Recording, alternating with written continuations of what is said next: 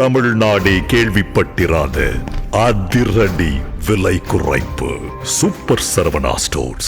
சொந்த வீடு வாங்க ஸ்டெப் ஸ்டோனுக்கு வாங்க. Step stone.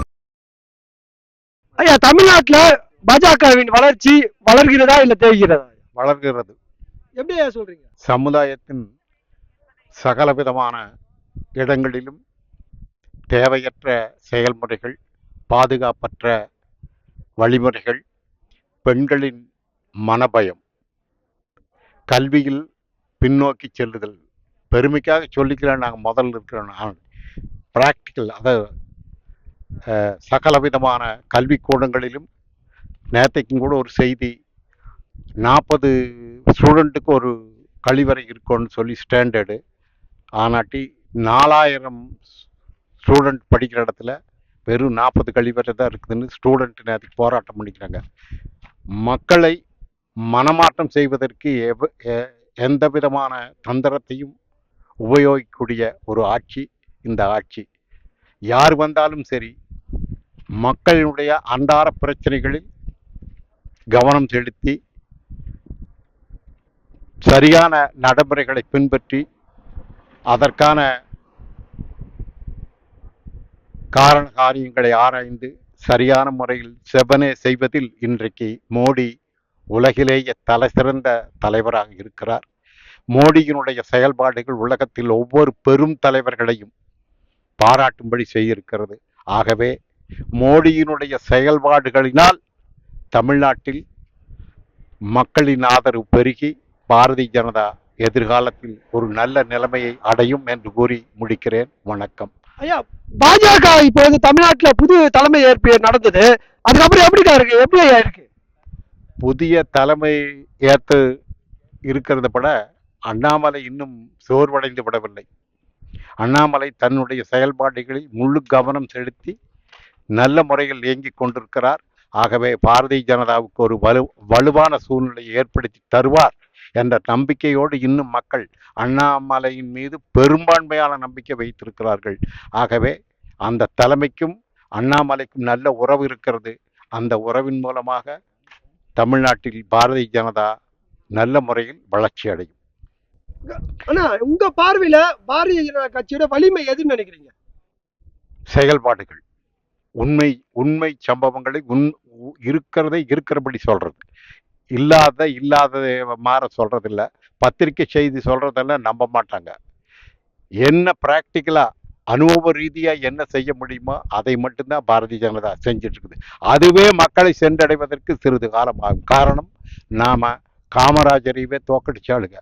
அவர் இவங்க திட்டுனுமாறு யாருமே திட்டல. காமராஜரை இவங்க திட்டுனுமாறு யாருமே திட்டல. ஆனால் அதே காமராஜருக்கு இன்னைக்கு என்னென்ன இது இருக்குமா, என்ன அதன் மூலமா குறிப்பிட்ட ஓட்ட தனக்கு சாதகமா உருவாக்கிக்கணுங்கிறக்காக. ஆனாட்டி பாரதிய ஜனதாவினுடைய செயல்பாடுகள் என்னவோ அதே இதைத்தான் பேச்சிலும் இருக்கும். ஆகவே மக்கள் செயல்பாடுகளை நம்பி பாரதிய ஜனதாவை ஆதரிப்பார்கள். தமிழ்நாட்டுல பாஜக கூட்டணி ஆட்சி வந்தா மாற்றங்கள் நடக்கும்னு நினைக்கிறீங்களா? நிச்சயமா, கண்டிப்பா ஆட்சிக்கு வர்றது மட்டுமல்ல, பாரதிய ஜனதா மக்களுடைய நல்வாழ்வில் தன்னை முழுமையாக ஈடுபடுத்தி கொண்ட கட்சி பாரதிய ஜனதா. ஆகவே நிச்சயமாக மாற்றம் வரும். இப்ப சமீபத்துல பாரதிய ஜனதா வளர்ந்தா போல இருக்கு. தமிழ்நாட்டுல அதிமுக திமுக மாற்றா ஒரு பாரதிய ஜனதா வலுப்பெறும் நினைக்கிறீங்களா? இந்த கற்பனை உலகத்தில் யாரும் சஞ்சரிக்க வேண்டாம். பாரதிய ஜனதாவுடைய செயல்பாடுகள் நிச்சயமாக எதிர்காலத்தில் ஒரு நல்ல நிலைமை வந்தே சேரும். அது மக்களின் தேவை, பாரதிய ஜனதாவினுடைய தேவை அல்ல, மக்களின் தேவை.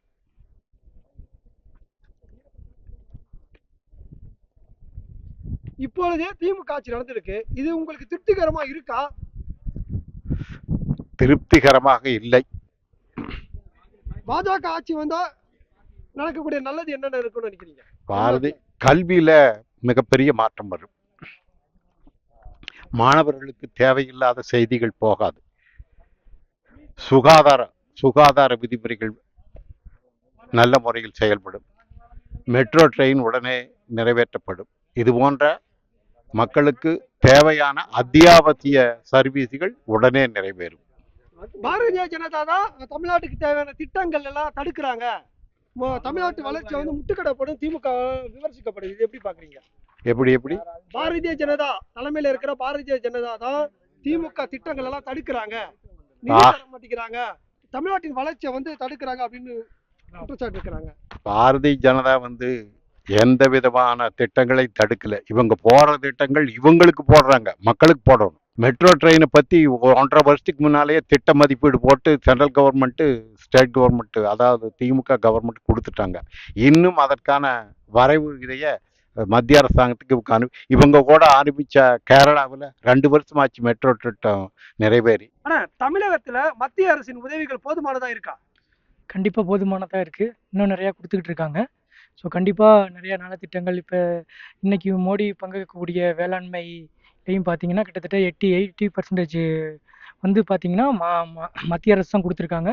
மாநில அரசனோட பட்ஜெட்கள்லையும் பார்த்தீங்கன்னா 80% 85% ஆஃப் வேளாண்மை நிதி அறிக்கை பார்த்தீங்கன்னா அதோட எல்லாமே வந்து மத்திய அரசோட நிதி அறிக்கை தான் அவங்க வச்சுருக்காங்க. ஸோ கண்டிப்பாக இது வந்து மிகப்பெரிய ஃபீச்சர் தான் இந்தியாவுக்கு. மத்திய அரசின் 10 வருஷம் மோடி ஆட்சி 10 வருஷம் இது திருப்திகரமா இருக்கா? கண்டிப்பாக திருப்திகரமாக இருக்கிறதுனால தான் எல்லா ஸ்டேட்லேயும் பிஜேபி வந்துக்கிட்டு இருக்காங்க. கண்டிப்பாக தமிழ்நாட்டிலையும் அது கண்டிப்பாக பாசிபிள் ஆகும், நிச்சயமாக ஆகும். கண்டிப்பாக மக்களோட ஆதரவு எல்லா இடத்துலையும் நல்லா இருக்குது. இப்போ எலெக்ஷன் பிஃபோர் எடுத்திங்கன்னா பீகார் எலெக்ஷன்லையும் அப்படி தான் இருக்குது. ஸோ இங்கே நடக்கக்கூடிய 2026 எலெக்ஷன்லையும் கண்டிப்பாக இது மாற்றம் கொண்டு வரும் அப்படின்னு தான் பார்க்குறோம். தமிழகத்தில் பாஜக இளைஞர்கள் ஆதரவு கொடுப்பாங்களா? கண்டிப்பாக இளைஞர்கள் ஆதரவு கொடுத்துக்கிட்டு இருக்காங்க. ஸோ அதற்கு காரணம் மிகப்பெரிய முன்னாடி இருந்த மாநில பொதுச்செயலாளர் அண்ணன் அண்ணாமலை அவர்கள், அதுக்கப்புறம் வந்த நாகேந்திரன்ஜி அவர்கள், இது போல் பார்த்தீங்கன்னா மிகப்பெரிய மாணவர்கள் சப்போர்ட் கண்டிப்பாக இருக்குது. இது என்றென்றும் அண்ணாமலை அண்ணனோட ஜியோட வாழ்க்கையோட தான் வந்திருக்காங்க. வேலை வாய்ப்பு மத்திய அரசின் திட்டங்கள் இதெல்லாம் வந்து மக்களுக்கு போய் சேருன்னு நினைக்கிறீங்களா? கண்டிப்பாக சேர்ந்துக்கிட்டு தான் இருக்குது. ஸோ வேலைவாய்ப்பு பார்த்தீங்க அப்படின்னா ஜென்ரல் கவர்மெண்ட் கொடுக்கக்கூடிய அங்கீகாரம் பெற்ற வேலைவாய்ப்புகள் கண்டிப்பாக மக்கள் சேர்ந்துட்டு தான் இருக்குது. தமிழ்நாட்டில் பாஜகவின் ஆதரவு பெருகிறதா இல்லை குறைதா? கண்டிப்பாக பெருகிருக்கா. நாளுக்கு நாள் வந்து ஆதரவு வந்து பெருகிட்டு தான் இருக்குதுங்க. ஏன்னா முன்னாடி உள்ள எலெக்ஷன்லையும் பார்க்கலாம், இப்போ கோயம்புத்தூரில் நாடாளுமன்ற எலெக்ஷன்லையும் பார்க்கலாம். ஸோ நாளுக்கு நாள் அதிகரிச்சுட்டு தான் இருக்குது. இப்போ இது புதிய தலைமை ஏற்பு நடந்திருக்கு பாஜகவில் தமிழ்நாட்டில். அது மக்கள் ஏற்றுக்கிறாங்களா? அது எப்படி இருக்கு? புதிய தலைமை ஏற்பு அப்படிங்கிறது கண்டிப்பாக ஏற்கக்கூடியதான். அதாவது எங்களுடைய என்ன சொல்கிறாங்க அப்படின்னா, யார் பாஜகவோட பொறுப்பில் வந்தாலும் சரி நாங்கள் தொண்டனாகவும் பணியாற்ற தயார் அப்படின்னு சொல்லி அண்ணாமலைஜி சொல்லியிருக்காரு. அதே போல் பார்த்தீங்கன்னா கண்டிப்பாக எல்லாமே ஆதரவு தான். யார் வந்தாலும் மாற்றதே ஒன்றும் இல்லை. கண்டிப்பாக அது பிஜேபியோட மாற்றம் தான். என்னைக்கா இருந்தாலும் பிஜேபியோட மாற்றம் தான். அது மேலிடத்தில் இருக்கக்கூடிய அவங்களோட ஒரு சில மாற்றங்களை நாங்கள் அக்செப்ட் பண்ணி தான் ஆகணும். அது எங்களுக்கு எப்பொழுதுமே நல்ல விஷயம் தான் இருக்கும். பாஜகவின் மிகப்பெரிய பலம் என்ன நினைக்கிறீங்க? கண்டிப்பாக இளைஞர்களுக்கு நல்லா சப்போர்ட் பண்ணிக்கிட்டு இருக்காங்க. கண்டிப்பாக நீங்கள் எந்த ஒரு வளர்ச்சியாக இருந்தாலும் இப்போது கடந்த 10 ஆண்டுகளில் இந்தியாவோட வளர்ச்சி அப்படின்னு பார்க்கும்போது எக்கனாமிக்கில் இருந்தாலும் சரி எல்லாத்துலேயும் இப்போ அதிகமாக தான் இருக்காங்க. இயற்கை விவசாயம், பெண்களுடைய முன்னுரிமை எல்லாத்துக்குமே இந்தியா நம்பர் 1 வந்துகிட்டு இருக்காங்க. திமுக வந்து குற்றச்சாட்டு வைக்கிறாங்க பாஜக மீது. தமிழ்நாட்டு வர திட்டங்கள் எல்லாமே வந்து பாஜக தான் தடுக்குது அப்படின்னு சொல்லிட்டு குற்றச்சாட்டு வச்சிருக்கீங்க. அது எப்படி பாக்குறீங்க? அப்படி எதுவும் குற்றச்சாட்டு வந்து அதாவது அது எல்லா இடத்துலும் உள்ளதுதான். அது ஆப்போனன்ட் வந்து அப்படிதான் சொல்லுவாங்க. அப்படி எதுவுமே வந்து பண்ண முடியாம இல்லை அப்படி இல்லை இருந்திருந்தால் டோட்டல் இந்தியாவோட பொருளாதாரத்தில் பார்த்தீங்கன்னா எக்கனாமிக்லேயும் இந்தியாவில் நல்லா தான் இருக்காங்க. அதே போல் எல்லா ஸ்டேட்லேயும் பிஜேபி வின் பண்ணிக்கிட்டு தானே இருக்காங்க. அப்படி இருந்ததுன்னா மக்கள் தானே வாக்களிக்கிறாங்க. ஸோ கண்டிப்பாக மக்களுக்கு தெரியும் அது. ஏன்னா அது ஆப்போசிட் கட்சி இப்போ காங்கிரஸ் வந்தாலும் அப்படி தான் சொல்லுவாங்க, யார் வந்தாலும் அப்படி தான் சொல்லுவாங்க. அது அவங்களுடைய கொள்கை, அது அப்படி தான் சொல்லி ஆகணும். தான் இன்றைக்கி மோடி வந்திருக்காங்க.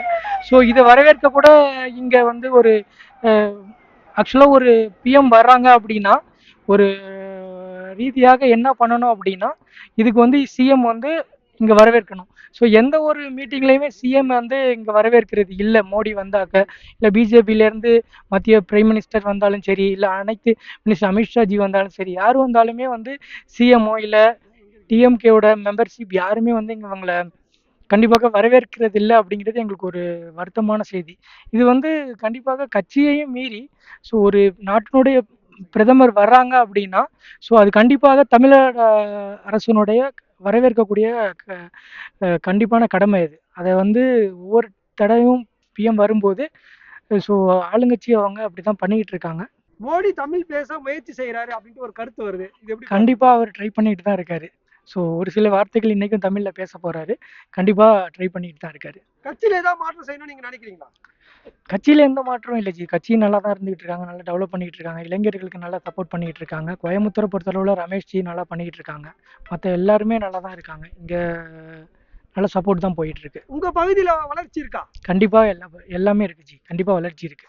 முன்னாடி உள்ள எலெக்ஷனுக்கும் இப்போ உள்ள எலெக்ஷனுக்குமே நிறைய டிஃபரன்ஸ் இருக்குது.